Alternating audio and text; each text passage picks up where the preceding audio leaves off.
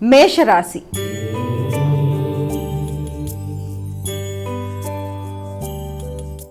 ముందుగా మేషరాశి వారికి చక్కగా సామర్థ్యం పెరుగుతుంది, శక్తి పెరుగుతుంది.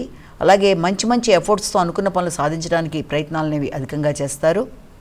అలాగే దూర ప్రయాణాలకు కూడా అవకాశం అనేది ఉంది. విద్యా సంబంధమైన విషయాల మీద, ఆధ్యాత్మిక అంశాల మీద ఎక్కువ శాతం దృష్టిని కేటాయిస్తారు.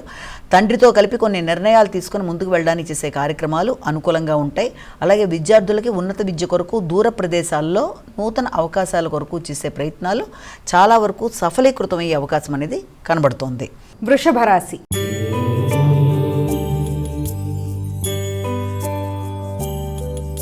అమ్మ, వృషభ రాశి వారికి ఎలా ఉంది ఈరోజు? వృషభ రాశిలోకి వచ్చే నక్షత్రాలను కనుక మనం తీసుకున్నట్లయితే వృషభ రాశిలో ముఖ్యంగా ఈ యొక్క కృత్తిక, రోహిణి, మృగశిర ఇవన్నీ వృషభ రాశిలోకి వచ్చే నక్షత్రాలుగా మనం తీసుకుంటాము.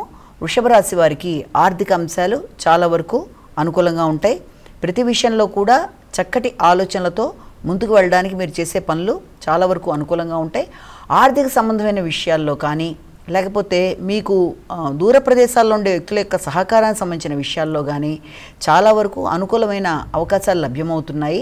ఆకస్మిక ధనరాబడి ఉన్నప్పటికీ కూడా అది అనవసరమైన ఖర్చులకి లోను కాకుండా తగిన విధంగా జాగ్రత్తలు ఒకటి తీసుకోవాలి ముఖ్యంగా. అలాగే మీ వ్యక్తిగత శ్రద్ధ కొరకు తీసుకునే ఖర్చులు కూడా చాలా వరకు అధికంగా ఉంటాయి కాబట్టి వాటి విషయంలో కూడా తగిన విధంగా శ్రద్ధ తీసుకుంటూ అవసరమైన సందర్భంలో అవసరమైన ఖర్చులు పెట్టుకుంటూ ముందుకు వెళ్ళడానికి చేసే ప్రయత్నాల వల్ల ఆశించిన ఫలితాలు సాధించడానికి అవకాశం అనేది ఉంది. మిథున రాశి.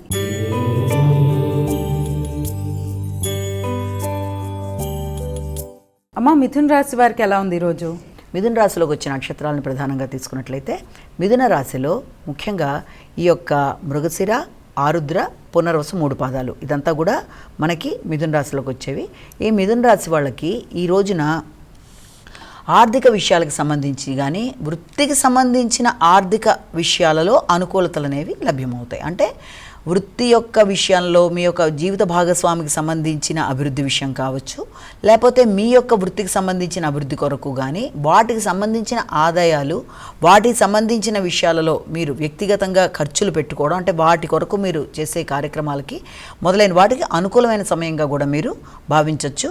అంటే ఆర్థిక విషయాలు, సంఘంలో గుర్తింపు, గౌరవం, శ్రమకి తగిన ప్రతిఫలం మొదలైన వాటికి అనుకూలమైన సమయంగా భావించవచ్చు.